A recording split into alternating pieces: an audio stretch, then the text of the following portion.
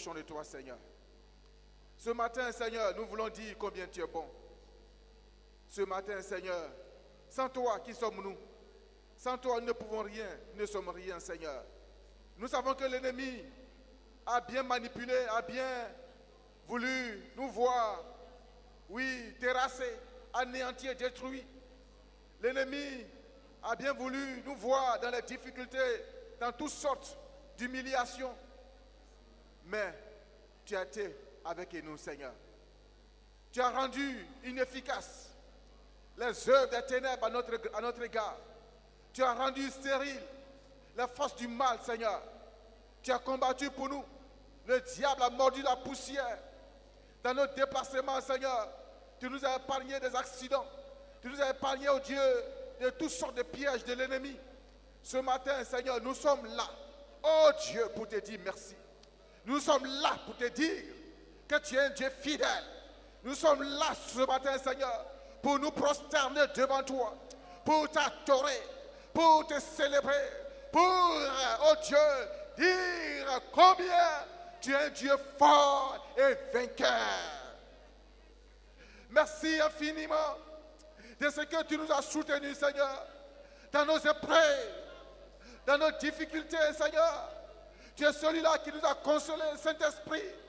Esprit de Dieu, tu nous as consolés.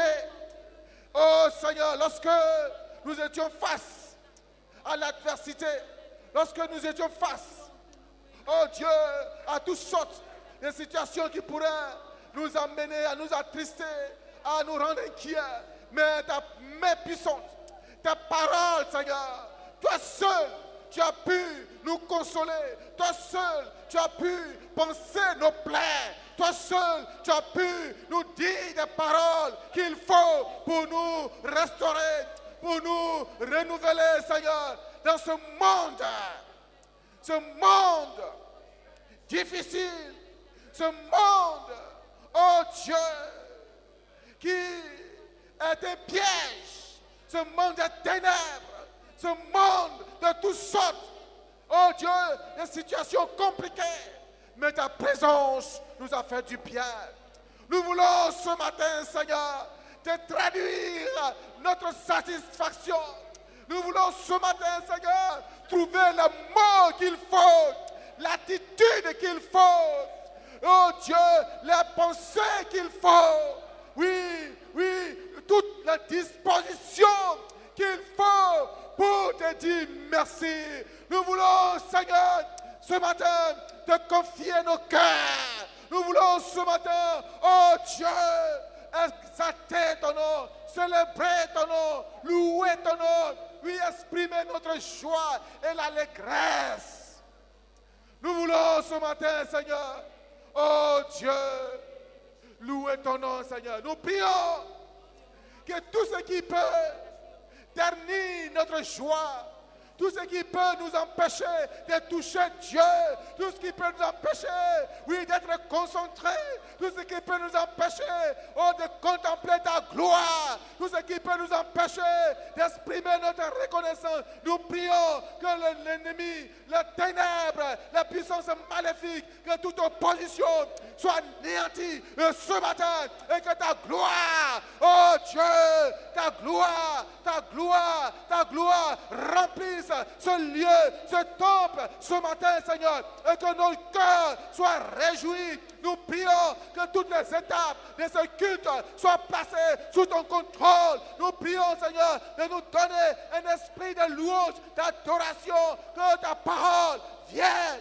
pour, oh Dieu, nous galvaniser, oui, réchauffer notre foi ce matin. Nous prions, Seigneur, oh, que ta présence soit réelle.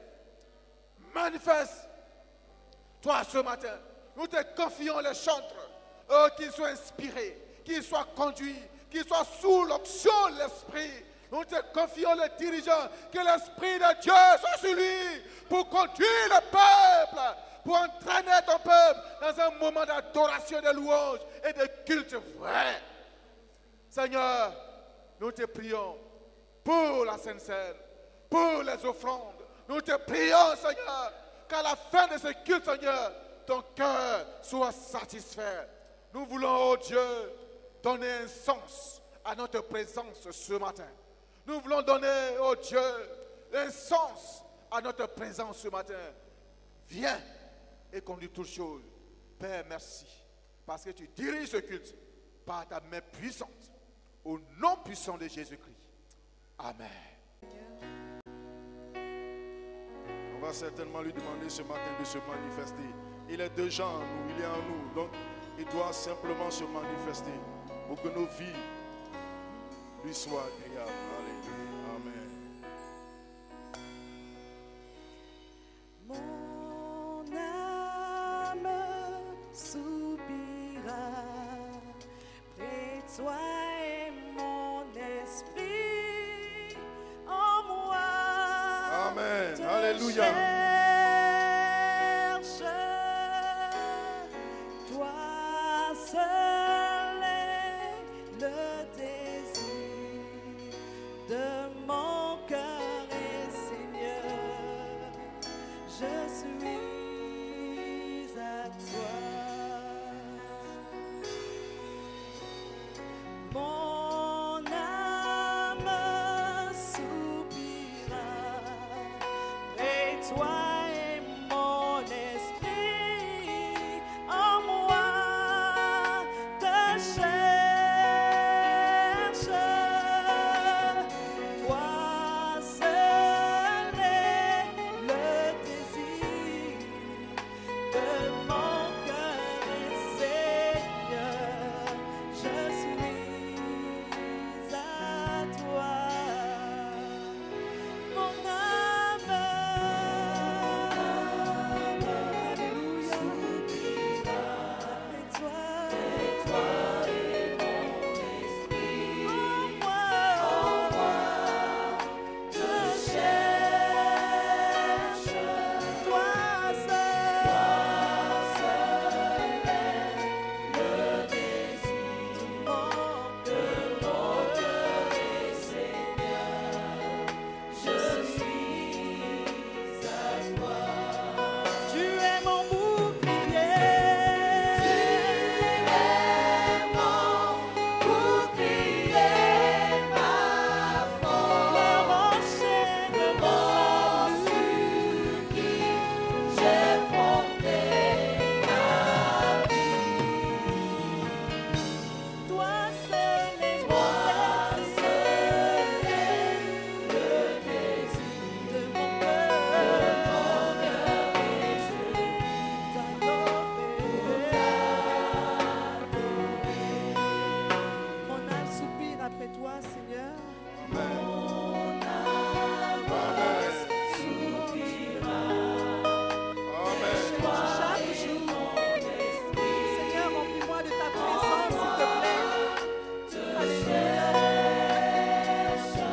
Toi seul est mon désir, le désir de mon cœur et Seigneur, je suis à toi. Tu es mon bouclier, tu es mon bouclier, ma force, le roc sur qui j'ai fondé ma vie.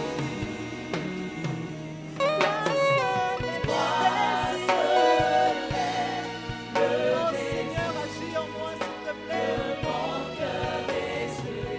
Alléluia. Jésus. Alléluia. Tu Alléluia. es mon bouclier. Alléluia. Alléluia. Alléluia. Amen. Amen. Amen. Amen. Alléluia. J'ai fondé ma vie. Toi seul est le désir de mon cœur et je vis pour t'adorer. Tu es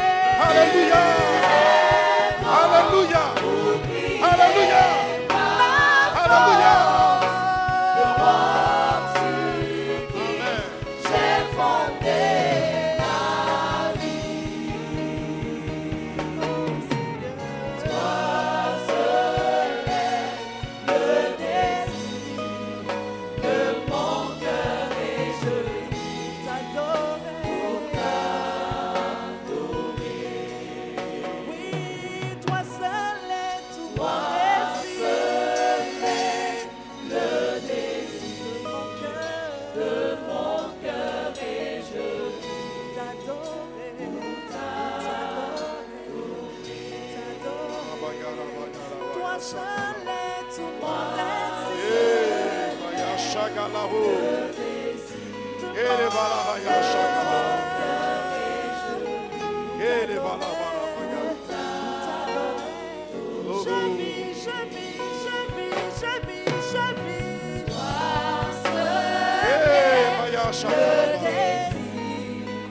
De mon cœur et je vis pour t'adorer. Amen. Alléluia. Alléluia. J'ai posé la question tout à l'heure en disant, qui a le Saint-Esprit? On a répondu. Qui est baptisé du Saint-Esprit? On a répondu. Mais vous savez aujourd'hui,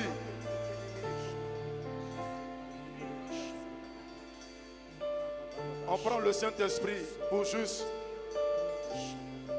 prier un peu en langue. Puis c'est fini. Non, non, non, non, non, non. Le Saint-Esprit est le consolateur. Le Saint-Esprit est un enseignant. Le Saint-Esprit a une personnalité. Le Saint-Esprit est Dieu. La Bible dit, il vous enseignera toutes choses. Il vous rappellera ce que je vous ai dit.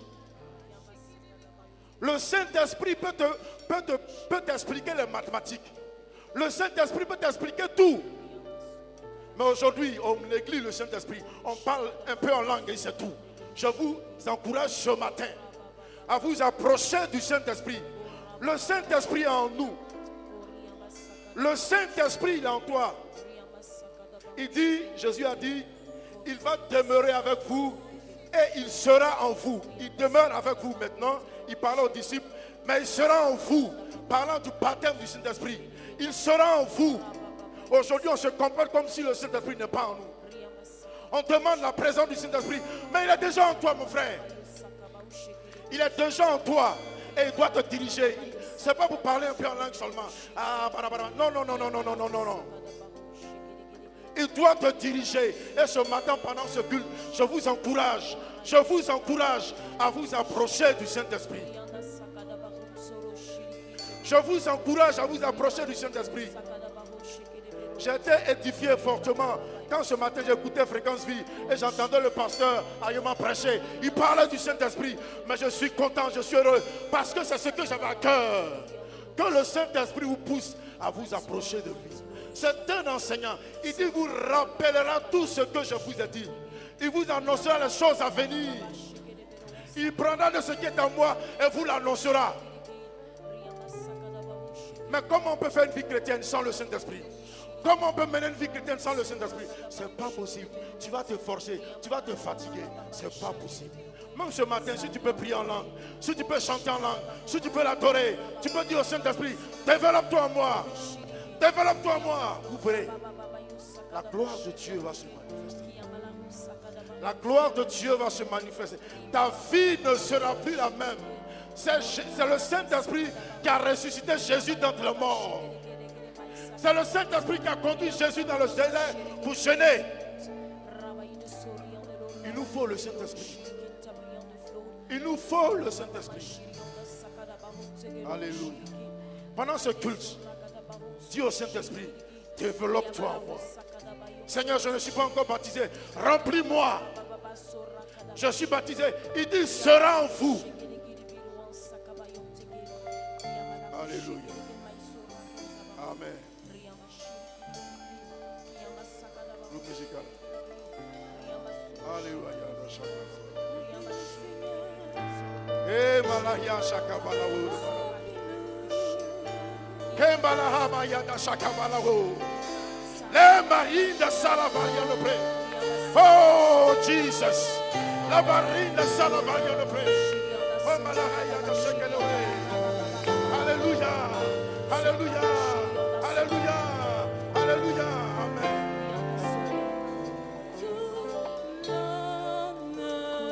Alléluia.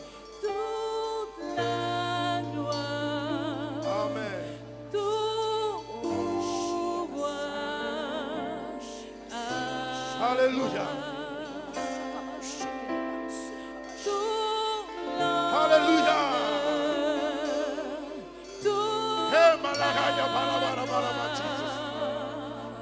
Mariana Salaway. Amen. À toi, tout l'honneur, toute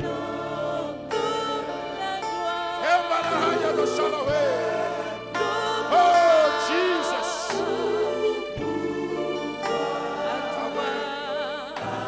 Hello, Mariana, pray the Lord. Oh, Jesus.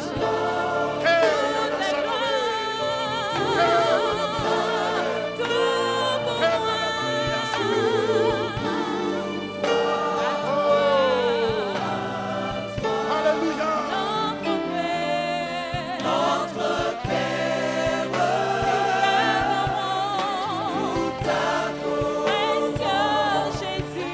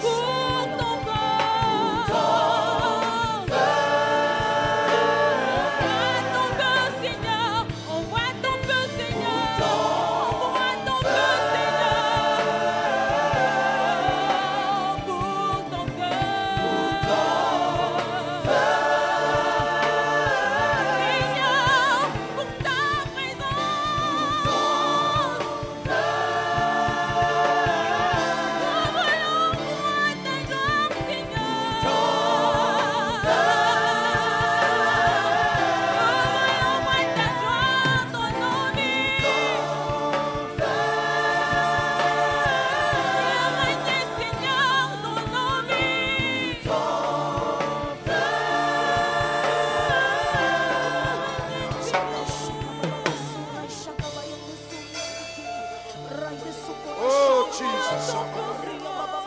Ebaraya Shakabalawe. Loro Barino Shelewe. Jesus, Jesus, Jesus, come away. Jesus, get away. I'm going to pray again. Come on, I'm going to pray. Now you're going to pray again on the way. Jesus, Jesus, Jesus, Jesus, Jesus, Jesus, Jesus. Par ton esprit, agis ce matin. Agis ce matin. Agis ce matin. Agis ce matin. Agis ce matin. Agis ce matin. Agis ce matin. Agis ce matin. Agis ce matin. Agis ce matin. Alléluia. Oh Jesus. Jesus. Now you're going to pray again.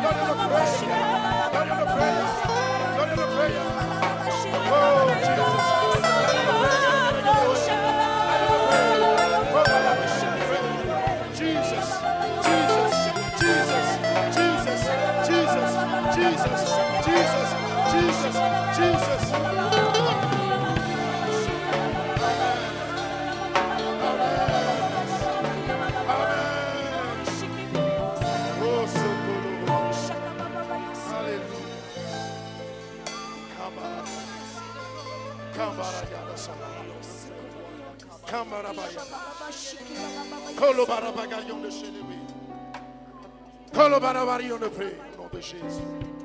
Amen. Il vous faut le Saint-Esprit. Il nous faut le Saint-Esprit. Sinon on va se fatiguer. On va s'emmerder à suivre Dieu. Ça sera compliqué. Trop compliqué même. Il nous faut le Saint-Esprit. Il te faut le Saint-Esprit, mon frère. Sinon ta vie chrétienne sera limitée. Ta vie chrétienne sera limitée. Tu ne vas pas voir le surnaturel de Dieu. Tu ne vas voir que le naturel, mais pas le surnaturel. Pas le surnaturel. Non. Il vous enseignera toutes choses. Tu viens du ciel sur la terre. Alléluia. Amen.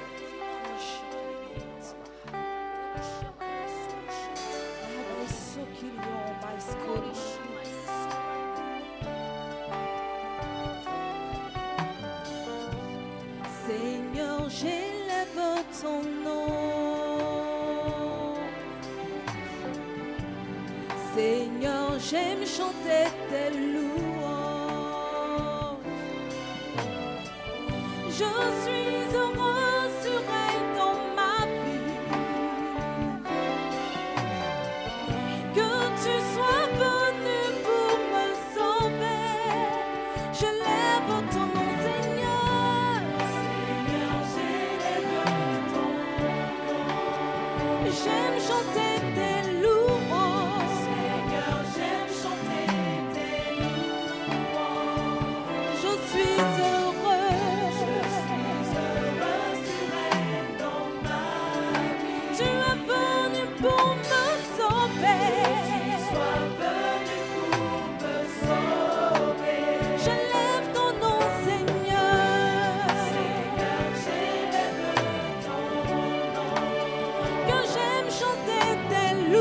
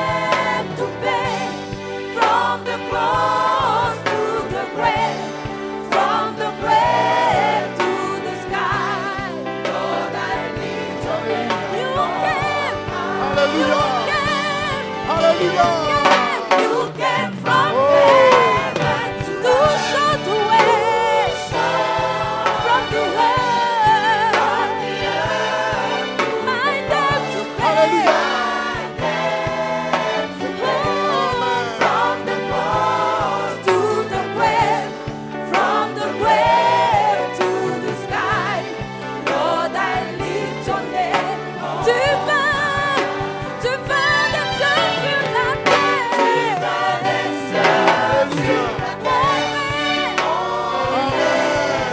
Fais le chemin. Fais le chemin.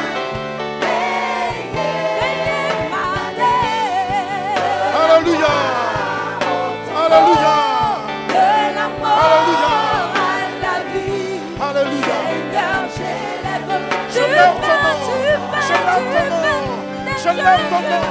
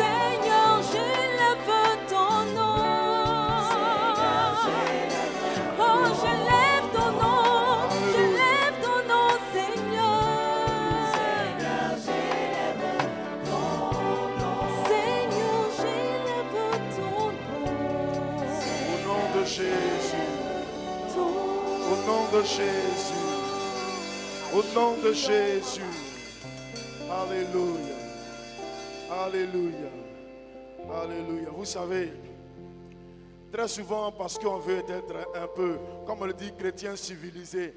Donc quand on se retrouve dans le temple, on ne prie pas trop en langue, on ne s'approche pas du Saint-Esprit. Mais si on continue comme ça, on va mourir, on va mourir. Quand on a lu la Bible dans Matthieu, ce même Pierre qui a régné Jésus 3 fois. On dit tu parles comme lui, il dit non. Tu parles comme lui, il dit non. Et le coq a chanté. Dès qu'il a fini de régner Jésus, le Seigneur dit coq, il faut chanter. Le coq a chanté. Mais quand le Saint-Esprit est venu, quand le Saint-Esprit est venu sur la vie de Pierre, il dit ce Jésus, ce Christ Jésus que vous avez crucifié, il a prêché l'évangile devant la synagogue, devant le temple. Il a dit à cet homme, je n'ai ni or ni argent, mais au nom de Jésus, lève-toi et marche. C'est le Saint-Esprit. Si on met le Saint-Esprit de côté, on va mourir. Ça, c'est pas la peine. On va mourir. Donc, non, je suis civilisé, je suis un chrétien, on ne prie pas trop en langue, on ne cherche pas trop le Saint-Esprit, je suis un ancien, je ne prie pas trop en langue, je suis un diacre, je ne prie pas trop. Continue comme ça, tu vas mourir. Tu seras un monument, non un mouvement. Il y a 2 choses qui m'ont marqué dans la parole de Dieu. Un texte biblique sur lequel le pasteur a prêché, pasteur Boignon, sur la parabole des talents. Il a dit, le Seigneur a donné 5 talents au premier. Il a fructifié, il a fait 5 autres talents. 2 talents ont été donnés au deuxième. Il a fructifié, il a fait 2 autres talents. Mais le troisième, quelquefois, quand on lit, on dit qu'il n'a pas fructifié. Mais il a 2 pôles. Ce troisième personnage a dit, Seigneur, je sais que tu es un homme, ça m'a intéressé. Tu moissonnes où tu n'as pas semé. C'est vrai qu'il n'a pas fructifié son talent, mais il connaît Dieu. On n'a pas semé. Normalement, quand tu sèmes, tu moissonnes. Tu sèmes maïs, tu moissonnes maïs. Mais tu moissonnes où tu n'as pas semé. Ça, c'est le surnaturel. Il faut le Saint-Esprit pour nous permettre de comprendre que Dieu peut moissonner où il n'a pas semé. Il appelle à l'existence la chose. Ézéchias a dit, je te demande 2 signes. Un signe pour montrer que je suis guéri. Il dit que l'homme avance de 10 degrés. Ézéchias dit ça c'est trop facile. Mais que l'homme recule de 10 degrés. Ça dit les 22 heures. Et puis Dieu demande à ce qu'à cause d'Ézéchias, il soit 16 heures. Mais il faut le Saint-Esprit pour rentrer dans le surnaturel. Prions en langue ce matin. Ceux qui sont baptisés, priez en langue. Laissez affaire de je suis, non, civilisé, je suis un chrétien, je suis ceci. Priez en langue. Priez. Priez en langue s'il vous plaît. Il faut prier en langue. Il faut adorer Dieu en langue. On va se tenir debout. Pour ceux qui peuvent se tenir debout, on va prier. La Bible dit que Jésus a prié et sa sueur est devenue comme des grumeaux de sang. Mais nous on prie. Prions là.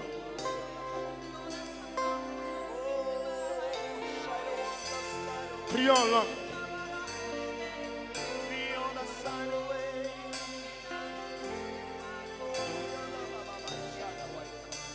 Quelle balabaraba Jesus go the way.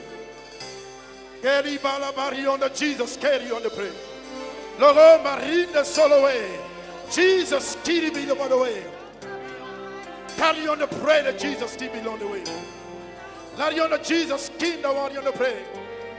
Carry on the sheep keep me on the way. Lord of Mary on the pray to get away. Lord on the pray that Jesus keep me on the way. Rai on the solo way. Carry on the pray again. Carry on the sheep keep me on the way. Carry on the pray to get away. Carry on the party on the Jesus. Hang the party on the pray to get away. Carry on the pray to get away. Oh, Jesus, keep it on the way. Lord, you're on the prayer to get away. Lord, you're on the prayer to get away. Alléluia. Alléluia. Continuons de prier. Si tu ne peux pas baptiser, tu peux prier en français. Mais fais-toi un peu de bien ce matin. Oh, Lord, you're on the prayer to get away. Lord, you're on the Jesus, keep it on the way. Lord, you're on the carry on the prayer to get away. Oh, the on the party on the set away. Jesus carry on the way. Lord, on the prayer on the way. Lord, on the prayer carry on the way. Oh, Jesus. Carry on the body on the prayer to get away. Come on, Lord, on the prayer. C'est le temps. Oh, Malabarabaka. Plus grand désir. How the body on the prayer to get away. How the body on the prayer to get away. How you on the prayer, Jesus. How you on the prayer to get away. Oh, Jesus, carry on the way. Jesus, carry on the way. Jesus, carry on the way. Jesus, carry on the way. Oh, my Lord, you on the prayer to get away. Oh, my Lord, you on the prayer. Lord, you on the prayer to get away. Jesus, carry on the way. Mon plus grand désir. T'adorer. C'est de t'adorer. C'est de t'adorer. Mon plus grand désir. De t'adorer.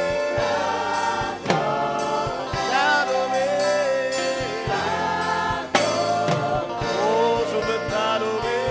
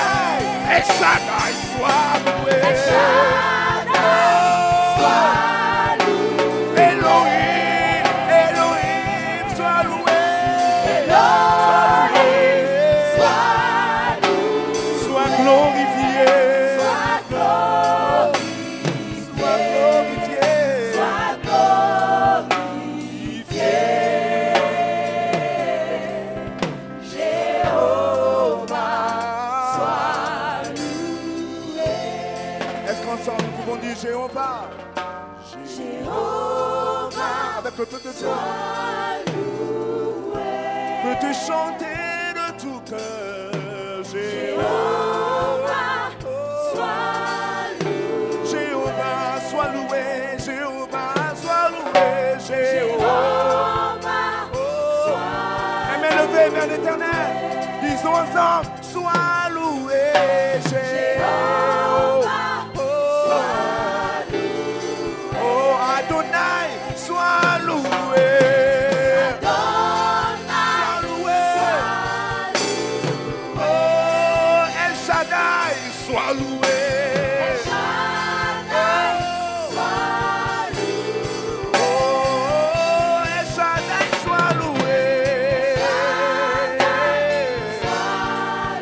Sois glorifié.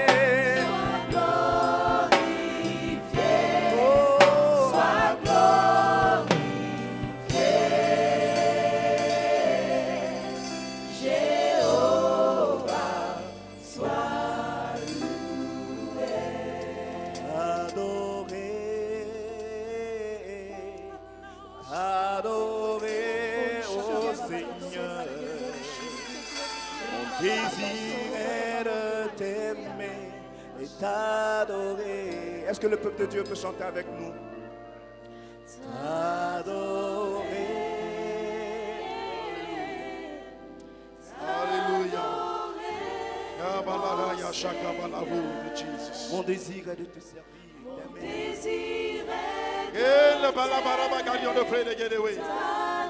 Jesus, son of our de pray. Le peuple de Dieu t'adorer. Que le warion de pray.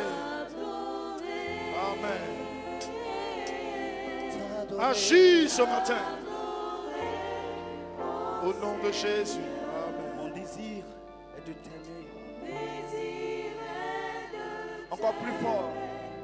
T'adorer. T'adorer.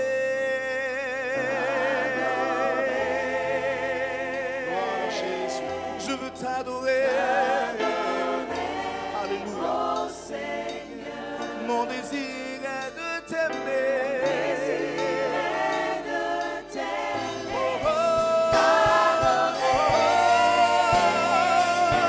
Te louer, te louer. Je veux te louer. Toi qui vis à jamais. Mon désir est de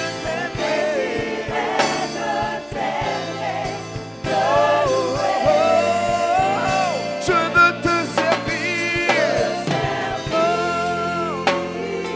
te servir, au Seigneur. mon désir,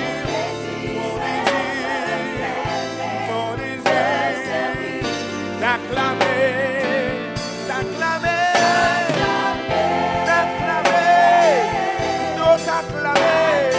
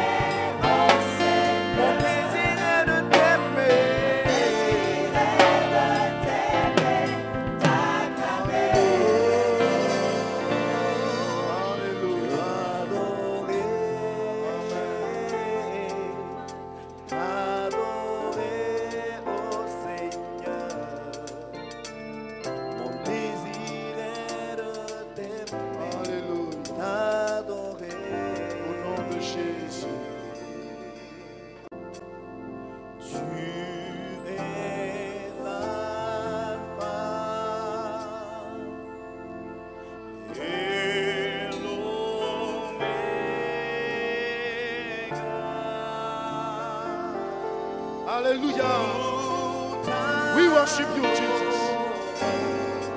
Oh, balabala baria de pray again away. Kele para baria de pray. Jesus. Jesus. Jesus.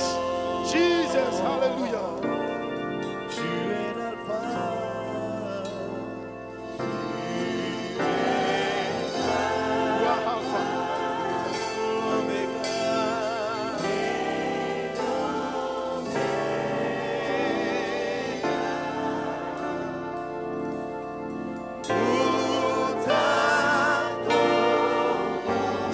t'adorons, Seigneur. Nous t'adorons, Seigneur. Tu es digne. Worthy of praise. Tu es l'alpha.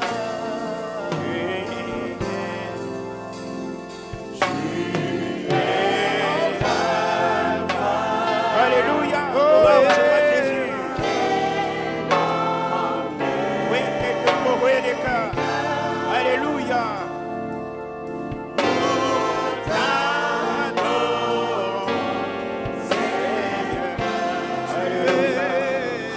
Alléluia. Gloire.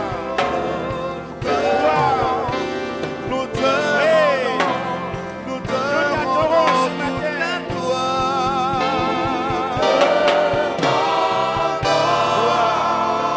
Oui, nous te rendons toute la gloire. Alléluia. Oui. Adorons ce Dieu ce matin. Alléluia. C'est lui qui nous a sauvés. C'est lui qui nous a arrachés. Tu es C'est lui qui nous a enlevés. Sur le marché du péché. Adorons ce matin. Toute la gloire. Gloire.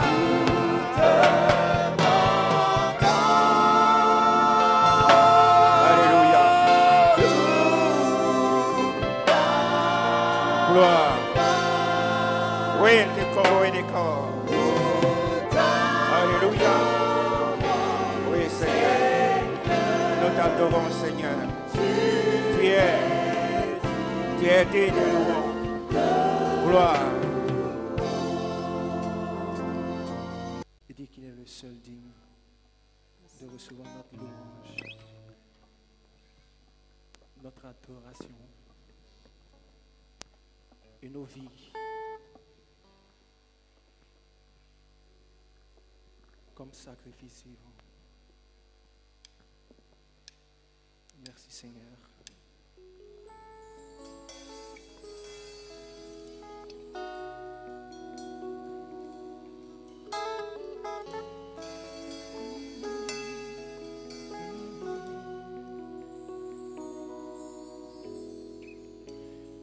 L'immensité de ta grandeur me montre que je ne suis rien. Et quand tu façonnais la terre, j'étais déjà près de ton cœur. Tu m'aimais avant que je sois. Et pour moi, tu as tout donné. Toi seul pouvais me libérer. Oh, c'est pourquoi je veux t'adorer. Toi seul est digne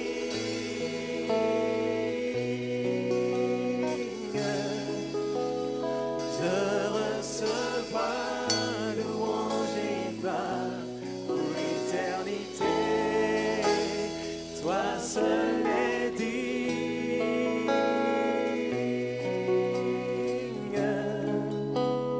de recevoir louange et gloire pour l'éternité.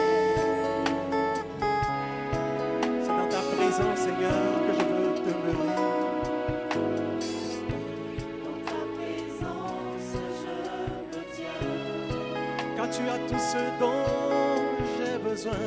Car tu as ce dont j'ai besoin. La joie, la vie et le bonheur.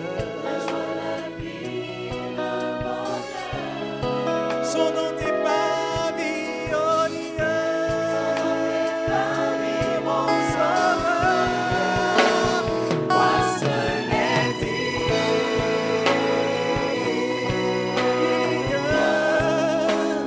de recevoir louange et gloire pour l'éternité. Toi seul est digne.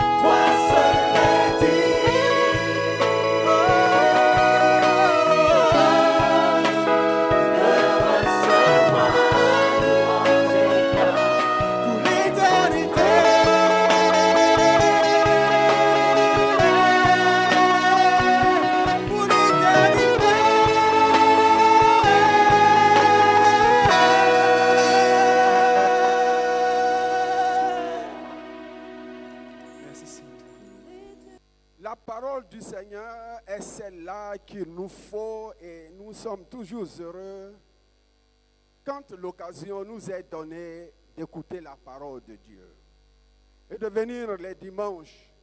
Parce que le moyen que Dieu nous a donné pour grandir, c'est sa parole.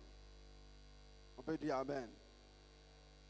Le moyen que Dieu nous a donné pour être sages selon le principe du royaume de Dieu, selon le fonctionnement du royaume de Dieu, c'est sa parole. Et notre bonheur vient quand la parole de Dieu a un impact sur notre vie. Quand la parole de Dieu a un impact sur notre vie, alors la bénédiction, la croyance, du moins la croissance et la stabilité, tout cela devient une partie de nous-mêmes. Mais quand la parole de Dieu n'a pas d'impact sur notre vie, nous ne pouvons pas connaître la gloire du Seigneur. Et ce matin, que cette parole, comme toujours, ait encore son impact sur notre vie. C'est le trésor, frère, que Dieu nous a donné. Il a établi le royaume. Mais pour que les fils et les fils de ce royaume maintiennent leur communion avec Dieu, continuent d'être dans le bonheur, même dans les difficultés, c'est la parole de Dieu qui nous aide, qui nous permet d'être assis dans la présence de Dieu, celle qui nous permet d'être debout, celle qui nous permet d'aller de l'avant. Il n'y a pas un autre moyen, c'est la parole de Dieu. Le Saint-Esprit utilise la parole de Dieu. Je disais à une des interventions que dans l'Ancien Testament, le prophète poussé par le Saint-Esprit a dit « Mon peuple périt par manque de connaissances. » Mais aujourd'hui, on ajoutera « Mon peuple périt par manque de la pratique de la parole. » Dieu nous a donné sa parole pour franchir, pour aller de l'avant, pour connaître Dieu, pour vivre la vie du royaume, pour être de véritables serviteurs de Dieu, pour être de véritables enfants de Dieu. Il faut la parole, celle qui est notre lumière, celle qui est notre vie. Et c'est cette parole qui nous fait du bien. Alléluia. Et nous croyons que ce matin, la parole, comme toujours, nous fera du bien. Elle ne nous est pas donnée pour notre malheur, mais nous est donnée pour notre bonheur. Recevons-la pour être heureux. Oui, Dieu connaît le monde, mais il nous a donné sa parole, qui est la lumière, qui est tout pour nous. Ce n'est pas pour nous humilier, ce n'est pas pour nous insulter, mais c'est pour nous donner l'orientation que Dieu veut. C'est pour nous permettre d'être dans la position que Dieu nous demande. Oh, la parole, qu'elle soit précieuse à nos yeux. Qu'elle soit précieuse à nos yeux. Et que le Seigneur nous permette d'avoir toujours soif de sa parole. L'Église est par la parole de Dieu. L'Église vit par la parole de Dieu. L'Église sera enlevée par la parole de Dieu. L'Église sera dans la gloire de Dieu par la parole de Dieu. La parole. Comment bâtir le foyer sur le roc? Je vous invite à prendre vos Bibles et nous trouvons notre texte dans Matthieu 7, 24 à 28. Le Seigneur, dans l'évangile de Matthieu, chapitre 7, a donné beaucoup d'enseignements. Le fait de juger les autres. Il faut frapper à la porte, c'est quand on frappe qu'on ouvre. Il parle de la porte étroite. Il parle de l'arbre et de ses fruits. On connaît l'arbre par ses fruits, dit-il. Et il parle de celui qui est sauvé, fait la volonté de Dieu. Ensuite, il termine dans ce chapitre en parlant de l'homme prudent. Et comme je le disais tantôt, quand le Seigneur parle, quand nous saisissons sa parole et que nous conformons notre vie à sa parole, alors nous attendons l'accomplissement de la parole parce que la parole de Dieu n'échoue jamais. Amen. Alors, ce qu'il dit dans ce passage ne peut pas être autrement si le bâtisseur spirituel ne bâtit pas sur le roc. Il est évident qu'il va bâtir sur le sable et ayant bâti sur le sable, les torrents vont venir, le vent, la pluie, tout cela viendra, les intempéries de la vie. Mais quand la maison est bâtie sur le roc, les intempéries de la vie ne pourront pas renverser et faire tomber la maison. Mais quand la maison n'est pas bâtie sur le roc, qui est la parole, eh bien, on est exposé à toutes sortes de dangers. Dieu voudrait que nous soyons sages et que nous comprenions que si nous voulons faire, ou bien si nous faisons quelque chose que ce soit, que Dieu nous donne la lumière et que ce que nous faisons soit fait selon sa parole. C'est la force, c'est la sagesse, c'est la démonstration de puissance. C'est la sécurité, la parole. Mais si nous mettons la parole de Dieu de côté et nous faisons ce que nous voulons, alors le Seigneur ne sera pas avec nous. La notion de bâtir sur le roc vient dans le Nouveau Testament du Seigneur Jésus-Christ lui-même. Et le texte que nous avons lu parle bien ou illustre bien cela. Dans l'évangile de Matthieu au chapitre 16, au verset 18, il dit lui-même, « Je bâtirai mon église ». Dans Matthieu 7, il dit de bâtir sur le roc. Et dans Matthieu 16, il dit, « Je bâtirai mon église ». Évidemment, il ne va pas bâtir l'église selon le principe de ce monde, mais il va bâtir l'église selon le principe du royaume de Dieu sur sa parole. Et il indique que lui-même, il est le roc sur lequel l'église doit être bâtie. Et il va donner l'assurance que, puisque l'église, lui, il bâtit l'église, mais l'église est bâtie sur le roc, les portes du séjour des morts s'élèveront, mais l'église restera toujours debout. Que Dieu soit béni. L'église restera toujours debout. Quand nous faisons l'histoire de l'église, nous comprenons que l'église a eu beaucoup de problèmes, toutes sortes de persécutions.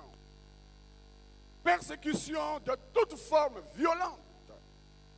Mais encore aujourd'hui, en 2014, l'église existe. Et l'église existera. Et Jésus reviendra et il prendra l'église. L'église a connu des moments difficiles, mais Jésus dit, les portes de Jésus des morts ne prévaudront point contre l'église.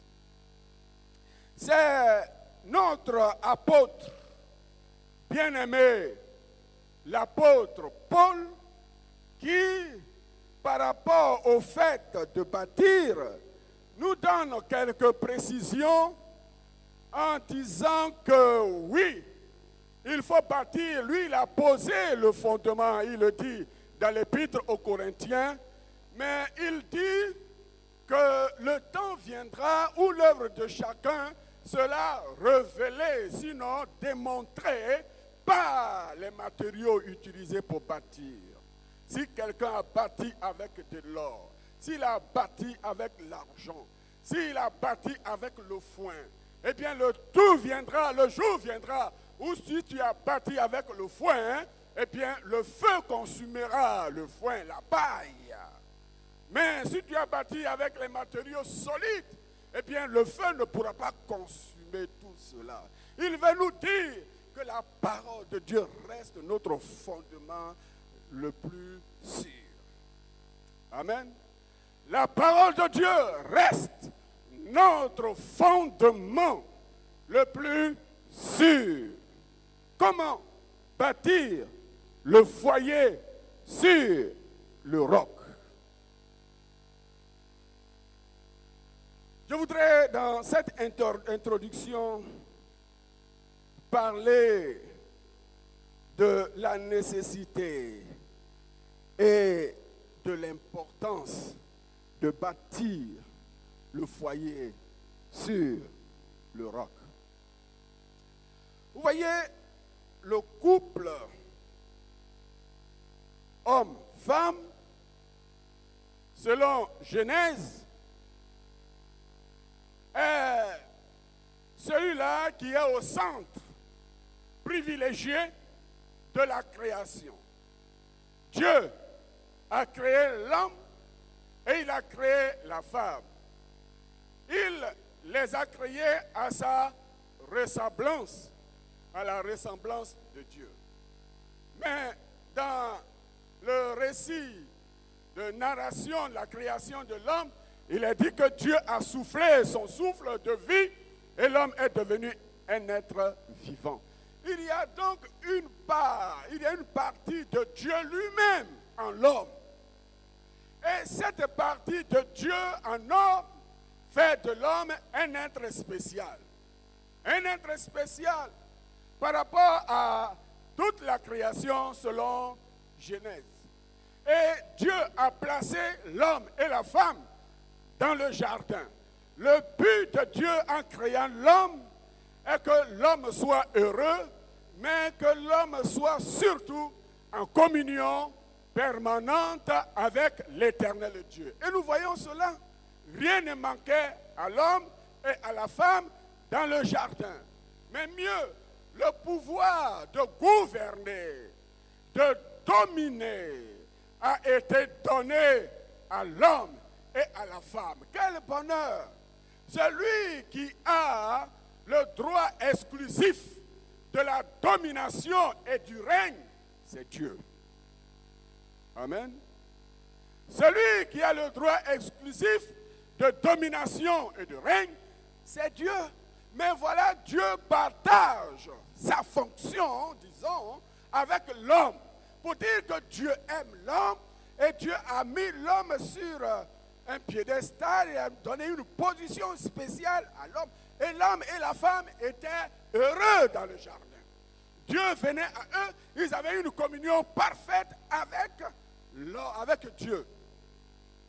Mais la stabilité, l'autorité, l'équilibre, la force, la sagesse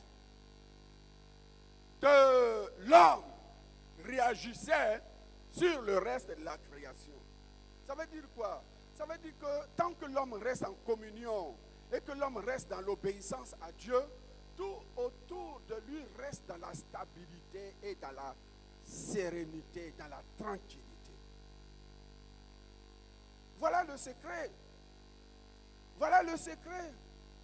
Je ne vous apprends rien en voyant tout ce que nos politiques font, tout ce que les hommes des sciences, tout ce que tout le monde fait pour que l'homme soit heureux. Mais nous voyons que quelque chose a manqué à l'homme et c'est Dieu seul qui lui donne cela.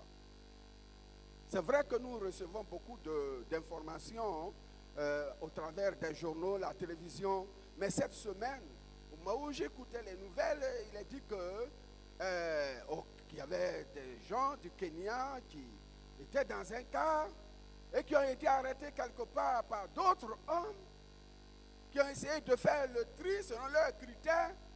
Ils ont mis de côté certains et les autres qui n'étaient pas conformes à leurs critères, ils les ont froidement abattus. L'homme, qu'est-ce qu'il t'a dit? Il t'a rien dit. Tu ne le connais même pas. Tu ne sais pas qui il est. Tu l'arrêtes et tu prends ton pistolet et tu l'abats et tu t'en vas. Voilà le monde dans lequel nous sommes. Mais tout cela est parce que la parole de Dieu a été rejetée. Mais béni soit Dieu pour l'Église. Béni soit Dieu pour vous. Béni soit Dieu pour moi. Quand nous continuerons à donner la priorité à la parole de Dieu dans notre vie de tous les jours, Dieu sera toujours avec nous. Il sera toujours avec nous. Je ne dis pas que nous n'allons pas connaître des problèmes, des difficultés. Lazare a connu pire, mais en fin de compte, il était dans la gloire de Dieu. Parce que celui qui croit en Dieu et qui obéit à Dieu reste toujours dans le royaume de Dieu. Et c'est cela la préoccupation de Dieu. Et c'est pourquoi nous devons bâtir notre foyer sur le roc. Donc, ici nous voyons la première partie de la vie de l'homme qui est une partie paisible, tranquille, heureuse. Mais Satan va venir. Et Satan va venir pour tenter l'homme et la femme. Malheureusement, ils vont succomber. Ils vont succomber. Et comment ont-ils succombé? Ou bien par quoi ont-ils succombé? Ils ont succombé par le simple fait qu'ils n'ont pas obéi à la parole de Dieu. Vous me suivez? Église, vous me suivez? Non, par le simple fait que Dieu a dit. Et il y a quelqu'un d'autre qui est venu dire. Entre ce que Dieu a dit et ce que ce quelqu'un d'autre dit, ils ont fait ce que ce quelqu'un d'autre a dit. Et quand ils ont fait ce que ce quelqu'un d'autre a dit, il a eu le bouleversement, il a eu la désintégration totale. Ça ne peut pas être autrement. Ça semble banal, mais c'est comme ça Dieu fonctionne et c'est comme ça le royaume de Dieu fonctionne. Il dit la parole. Attachons-nous à la parole. Faisons ce que la parole, nos sentiments, nos pensées, toutes ces choses, quelquefois nous envahissent, mais ce n'est pas la parole que nous pouvons toujours triompher et retrouver l'équilibre de vie et de communion avec Dieu. Pas autre chose, la parole. Quand ils ont désobéi, nous savons en tant que chrétiens, en tant qu'église, nous savons tout ce qui s'est passé.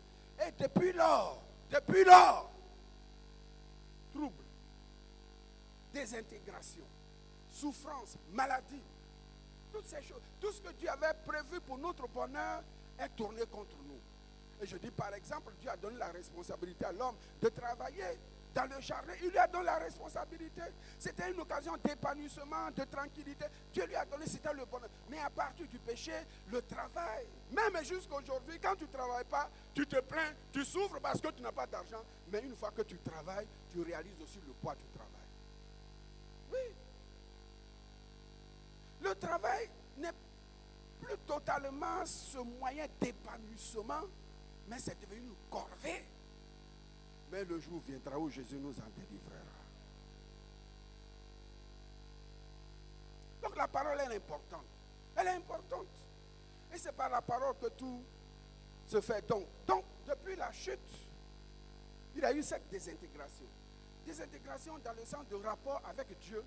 L'homme n'est plus tellement au centre des choses de Dieu, il a été rejeté. Mais il y a aussi des intégrations entre l'homme et la femme. Les deux. Et cela s'est perpétué jusqu'à nos jours. Toute la terre, c'est l'apôtre Paul qui le dit dans l'Épître aux Romains, que la création même attend même la restauration totale de l'homme pour que l'univers soit tranquille. Parce que du fait du péché de l'homme, l'univers n'est pas tranquille. L'univers n'est pas tranquille. Donc, Dieu, dans sa grâce, va rétablir toutes choses. Va choisir Israël. Et Dieu va présenter Israël comme l'épouse. Et lui comme l'époux. Ça n'a pas été facile. Quand nous lisons le livre d'Osée, mais Dieu a toujours poursuivi son but. Voyez, la relation entre l'homme et la femme est la seule relation utilisée pour donner la qualité de relation entre Dieu et l'homme, créé à son image. Donc, voilà quelque chose qui est fort et qui est important pour toute la société comme pour chaque individu. Dans le Nouveau Testament, comme nous l'avons lu, Matthieu 16, Jésus dit, je bâtirai mon église. Il va bâtir son église et il va tout mettre à l'œuvre.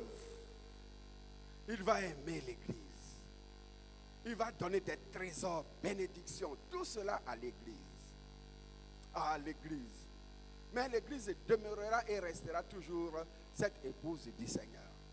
Par l'action du Saint-Esprit. Donc, il y a eu une tragédie dans le jardin d'Éden. Et cette tragédie a pesé lourdement sur la société. Dans le Nouveau Testament, Jésus vient et Jésus restaure. C'est Paul qui le dit dans l'Épître aux Éphésiens. Homme, ou bien mari, aime ta femme comme Christ a aimé l'Église. Il s'est donné pour elle. Et cette Église paraîtra devant le Seigneur sans ride ni tache, glorieuse. Donc, il y a eu la restauration par Jésus-Christ, la restauration de vie de couple. La restauration de vie de couple. Pour que le couple puisse pleinement et totalement jouer son rôle. Donc, par Jésus-Christ, le couple a été restauré et a été rétabli dans ses droits. Amen. Le couple a été rétabli dans ses droits. Dans ses droits comment? Si nous faisons la relation entre l'époux qui est Dieu et l'Israël ou l'Église, ou l'homme et la femme, il a rétabli parce que Jésus dit, allez partout et faites de toutes les nations les disciples. Il leur dit d'aller, mais il ne leur dit pas seulement d'aller, il dit, je suis avec vous tous les jours jusqu'à la fin du monde. Et il va dire, chassez les démons, guérissez les malades. Si vous buvez quelques breuvages mortels, cela ne vous fera point du mal. C'est la restauration de relations entre Dieu et son épouse qui est l'Église. Mais cela aussi nous donne l'enseignement entre l'époux et l'épouse. Jésus dit donc, pendant qu'il faisait la démonstration du royaume de Dieu, les gens disent, mais lui, il fait des choses par Beelzébul, par Satan. Et Jésus dit, non, faites attention, je suis de Dieu et je travaille par l'Esprit de Dieu. Et il va dire, si une maison est divisée contre elle-même, elle ne peut subsister. Il ne le dit pas juste de façon philosophique, mais il dit, quand il n'y a pas d'entente dans cette maison, la maison souffre. Puis, la maison est divisée. Pour dire que, de la même manière que si une maison que nous regardons de façon générale, quand, selon le principe du royaume de Dieu et les normes du royaume de Dieu, quand l'homme et la femme sont divisés, l'homme, la femme, les enfants sont divisés, ils y sont exposés à Satan, aux démons et à toute forme de souffrance. Vous me suivez? Vous me suivez? Peuple de Dieu, vous me suivez? Alors, de la manière que Satan est venu dans le jardin d'Éden pour brouiller la relation entre Dieu et l'homme et entre la femme et l'homme, il continue toujours son œuvre pour brouiller la relation entre monsieur et madame. Mais pour pouvoir le vaincre, il n'y a pas autre moyen que la parole de Dieu. C'est par la parole de Dieu, jeunes frères, jeunes sœurs, nous tous, c'est par la parole de Dieu. C'est pourquoi je parlais tantôt de l'impact de la parole de Dieu sur notre vie, de l'impact de la parole de Dieu sur notre cœur. C'est par la parole de Dieu que nous pouvons vaincre tout cela. Donc il a dit, si une maison est divisée contre nous-mêmes, mais qu'est-ce qui divise une maison? C'est la désobéissance, c'est l'égoïsme, c'est le péché. Bien des choses divisent la maison, le foyer. Et le couple aujourd'hui dans le monde est l'élément qui est beaucoup plus en détresse dans notre société. Je dirais même c'est l'une des crises grandes, c'est l'une des grandes crises dans la société. Parce que la famille, le foyer est l'épine dorsale de la famille. Mais quand la famille se divise, alors la société est ébranlée entièrement. Alors nous voyons tout ce qui se passe dans notre monde. Dieu veut que nous soyons donc forts. Il veut que nous ayons cette instruction et que sa volonté soit faite dans le ciel, comme soit faite sur la terre comme au ciel. Alors, chers amis, l'ennemi travaille parce que Dieu nous a unis pour notre bonheur. Dieu n'a pas uni l'homme et la femme pour qu'ils souffrent. Non. Mais pour qu'ils soient heureux. Pour qu'ils soient paisibles. Pour qu'ils assument les responsabilités que Dieu leur donne. C'est pourquoi, pendant toute cette semaine, nous devons avoir toute l'humanité pour demander au Seigneur de nous qualifier. C'est par la parole de Dieu que nous pouvons nous relever. Quelquefois, quand nous avons une occasion comme celle-ci, nous trouvons d'autres raisons pour ne pas nous y intéresser. Mais quand nous ne nous intéressons pas à ces choses, nous permettons à la plaie de s'approfondir et de nous ruiner et de nous détruire. Mais béni soit Dieu, je crois qu'au cours de cette semaine, Dieu va bander, il va penser, il va guérir les plaies. Alléluia.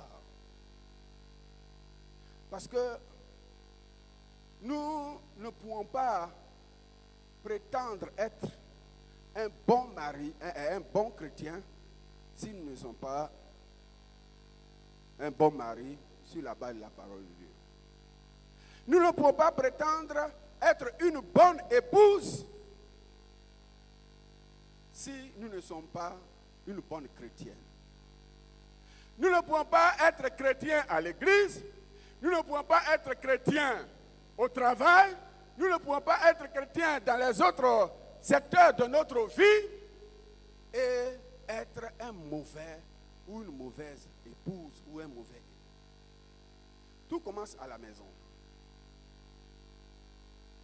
Tout commence à la maison. Nous ne pourrons pas convaincre qui que ce soit si nous sommes un époux méchant. Non. Nous ne pouvons pas convaincre qui que ce soit de notre spiritualité si nous sommes un époux méchant. Si nous sommes un époux infidèle. Si nous sommes une épouse insoumise, rebelle. Nous ne pouvons pas faire tout cela si déjà dans notre relation de vie de couple, la parole de Dieu n'est pas mise en pratique. Cela veut dire quoi? Cela veut dire que la femme que nous avons ou le mari que nous avons doit bénéficier de notre spiritualité. On peut dire amen? Non. Parce que quelquefois notre conception des choses, c'est mon mari. Notre conception des choses, c'est mon mari et c'est mon mari donne une autre façon de comprendre. Notre conception, c'est ma femme. Donc ces choses-là nous donnent souvent le droit sur notre conjoint, mais nous oublions que celle qui est mon épouse là, elle est enfant de Dieu. Elle est enfant de Dieu et mon comportement vis-à-vis d'elle doit être le comportement vers tous les hommes, mais particulièrement vers les enfants de Dieu. Le comportement de l'épouse vers son mari doit être le comportement de la chrétienne vers l'enfant de Dieu. On comprend cela? Le comportement de l'épouse envers son mari doit être le comportement de la chrétienne envers l'enfant de Dieu comme envers toute autre créature. Mais nous disons, non, c'est mon mari, non, c'est ma femme. Nous avons d'autres comportements et nous ne pensons pas que cette vie de couple-là doit se vivre sur la base de la parole de Dieu. Si, mon frère, ta femme est autre chose, ce que Dieu te demande, c'est de continuer à être un bon chrétien envers elle et envers toute la maison. Continuer à être un bon chrétien. Pourquoi? Parce que ce ne sont pas les adultères, les impudiques seulement que Dieu juge, mais ceux qui auront de mauvais comportements et de méchants comportements envers leurs conjoints, Dieu les jugera aussi. Dieu les jugera. Donc nous sommes tous exposés au jugement de Dieu. J'ai rencontré quelqu'un qui était d'ailleurs mon encadreur spirituel, un missionnaire qui m'a vraiment marqué positivement. Cet homme-là, ce que j'ai remarqué, pour peu de choses, il présente des excuses. Oh, c'est un missionnaire, il avait l'autorité, il avait tout cela, mais il dit viens, il parle avec toi, ceci, cela, toujours prêt à demander pardon, ceci. Donc moi j'ai remarqué cela, j'ai dit que le monsieur là même, est-ce qu'il est sincère? Et puis il fait ça seulement pour nous tromper. Donc, j'ai eu un comportement, disons, un mauvais comportement vis-à-vis de lui. J'ai essayé de résister, d'avoir non.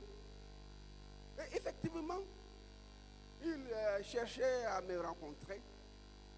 Et il m'a dit, bon, ben, on va parler. J'ai dit, ok. Et puis on est assis. Et il a commencé à parler bien. Mais je lui ai dit finalement, quand on a échangé, je lui ai dit, bon, tu n'as pas à demander pardon. Pourquoi tu demandes pardon? Parce que en réalité, c'est moi qui me suis mal comporté. Franchement, je me suis mal comporté. Je voulais profiter de cette occasion pour demander pardon. Pourquoi tu demandes pardon? C'est ce que j'ai remarqué. Et puis bon, moi j'ai voulu tester cette façon que tu te comportes. Et il m'a dit, mon frère, ce n'est pas pour toi que je demande pardon. Mais c'est pour moi-même. C'est pour moi ma relation avec Dieu. C'est parce que tu es grand, c'est parce que tu... Non, mais lui, il veillait sur sa relation avec Dieu. Et c'est sa relation, sa communion avec Dieu qui était beaucoup plus importante que quiconque. Qu'on soit grand, qu'on soit petit. Il veillait sur ça parce qu'il croyait au royaume de Dieu, que lui un jour il va rentrer dans le royaume de Dieu. Donc, frères, sœurs, dans le foyer, c'est un peu cette façon que nous devons avoir par la grâce du Seigneur. La femme, si ton mari a un comportement méchant, toi, sois une bonne chrétienne. Ne dis pas sois une bonne épouse, parce que être une bonne chrétienne veut dire aussi que tu es une bonne épouse. Sois une bonne chrétienne à la maison, envers ceux qui sont à la maison, envers tout le monde. C'est là notre vie chrétienne. Et à ce moment, nous bâtissons sur le roc. Je termine en disant que, comme je l'ai déjà dit, un jour, il y a des Sadduciens qui ont abordé Jésus et qui ne croyaient pas à la résurrection. Ils ne croyaient pas à la résurrection. Et ils ont dit à Jésus, nous avons parmi nous quelqu'un, une femme qui a eu 7 maris, l'un après l'autre. Quand celui-ci est mort, elle a pris l'autre et ce sont tous des frères, selon la loi de Moïse. Maintenant, quand on va revenir à la vie, la résurrection, comme toi tu parles de la résurrection, tu crois à la résurrection. Quand on vient à la résurrection, là, à qui elle va appartenir? Elle va être la femme de qui? C'était un piège que eux, ils pensaient avoir posé à Jésus. Mais Jésus dit, mais vous êtes malheureux. Vous ne comprenez pas la puissance de Dieu. Vous ne comprenez rien. Et il dit que à la résurrection, nous serons tous comme des anges. Il n'y aura pas hommes et femmes. J'ai compris cela. Mais mieux, Jésus est en train de nous dire que l'histoire de mariage là, c'est pour un temps. C'est pour un temps. Et puisque c'est pour un temps, c'est le moment d'en profiter. C'est le moment d'en profiter parce que quand on va de l'autre côté, c'est fini. Et bien des fois, bien souvent, nous prenons notre temps. Par exemple, si nous sommes mariés 10 ans, 15 ans, 20 ans, 30 ans, quelquefois on prend 10 années, fait palabre. Les 10 années, c'est perdu. C'est perdu. On prend tout ce temps. Oh, c'est pourquoi quelquefois, une fois, j'étais à les funérailles. J'avais un monsieur qui avait tellement de problèmes avec sa femme. Sa femme, en tout cas, elle n'était pas un ange, mais elle était bien appréciée par les frères, par les sœurs, par son comportement, par sa douceur, tout ça.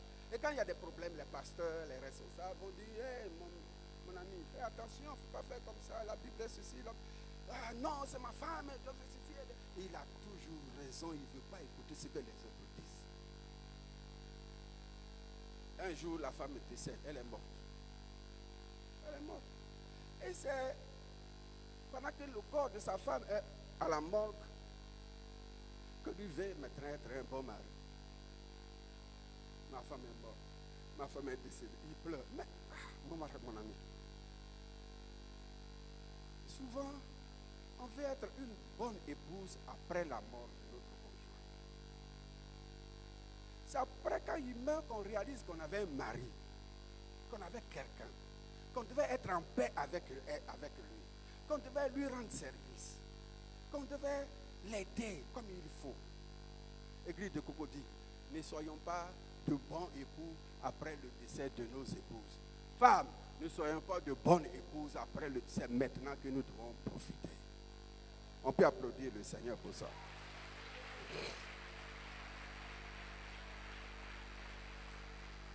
C'est maintenant. Quelle problèmes, on ne peut pas régler. Et puis, si toi, tu ne veux pas te fâcher là, qui va venir te forcer pour te fâcher? Non. Je dis, si toi, là, à ta maison, dans ton foyer, là, si toi, la femme fait quelque chose, ou bien ton mari fait, si toi, tu ne veux pas te fâcher là, qui va venir te chicoter pour te fâcher? Personne. Tu es libre. Tu es libre, et puisque tu es libre, il faut laisser ces choses et profite de la vie conjugale maintenant. Profite. Profite. Tu ne sais pas combien de temps il te reste encore. Peut-être que tu as juste une semaine. Tu ne sais pas. Peut-être que tu as juste une... On ne sait pas, on ne sait jamais. Que Dieu nous aide. Que Dieu nous aide à bâtir. Dieu a créé, ce sont les païens, mais nous avons la lumière, nous sommes éclairés. Et si nous allons dans le sens de Dieu, Dieu va nous aider. Dieu va nous aider. En fait, nous sommes toujours différents l'un et l'autre. Le mari est différent du point de vue caractère, tout cela de son épouse. La femme est différente. De la part de son caractère, de son comportement.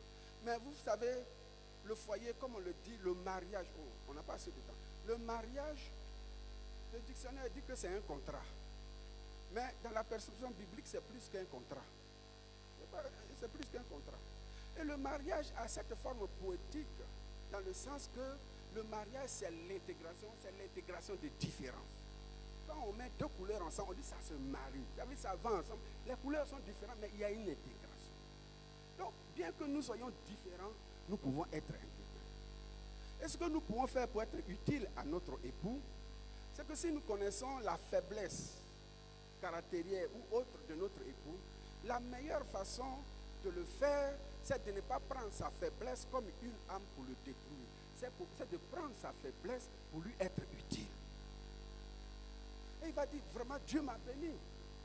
Parce que moi-même, je n'arrive pas à faire ceci. Mais ma femme, la femme, c'est la même chose. N'utilise pas la faiblesse de ta femme pour non,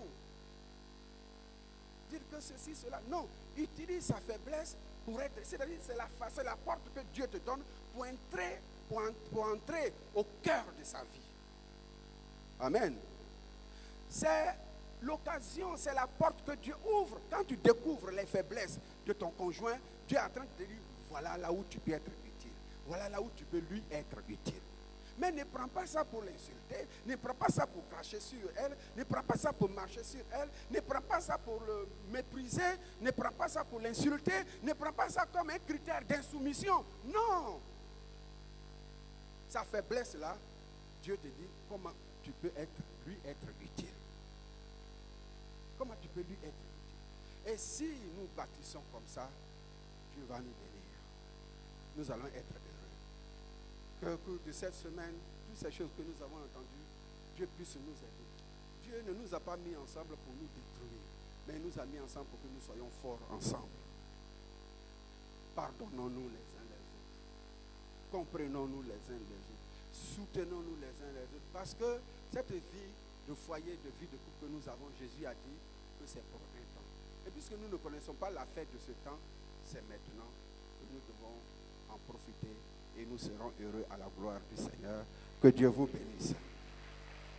Voilà, que le Seigneur nous bénisse, qu'il bénisse son serviteur, qu'il le qualifie davantage pour lui donner des indications à propos, pour le guise, le corps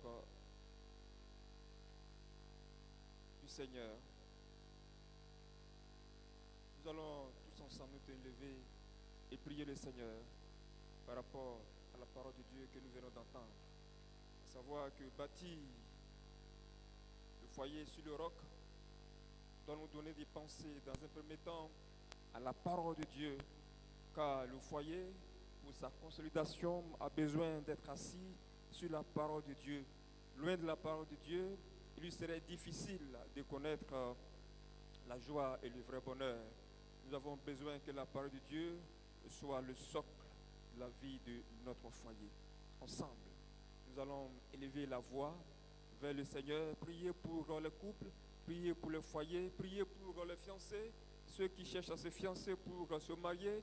Que la parole de Dieu soit notre boussole, le socle sur lequel le foyer a besoin de s'appuyer pour son épanouissement. Ensemble, nous élevons la voix vers notre Dieu et nous allons le prier. Et après, je vais demander à Madame Plao de s'approcher et prier pour les couples. Ensemble, nous élevons la voix vers notre Dieu, nous prions le Seigneur par rapport à la parole de Dieu que nous venons d'entendre.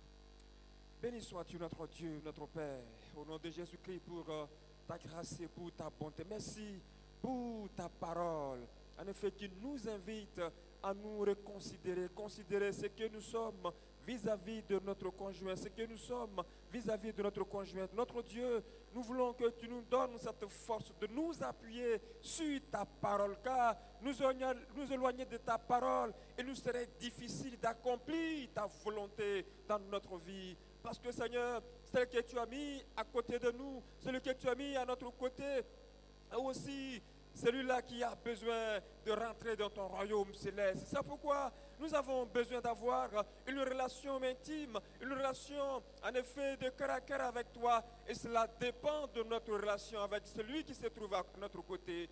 Notre Dieu, notre Père, nous voulions te demander ce matin, après avoir écouté ta parole, Seigneur, de nous pardonner si nous avons en effet manqué d'une manière ou d'une autre. Au nom de Jésus-Christ, pardonne-nous et donne-nous, Seigneur Père, d'accomplir ta volonté.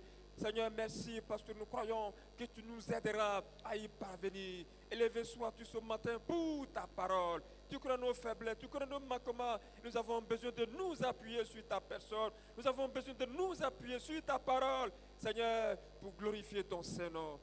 Notre Dieu, voudrais-tu nous assister maintenant et permettre que nos foyers puissent s'épanouir en toi en nous appuyant sur ta parole. Béni sois-tu notre Dieu au nom de Jésus-Christ.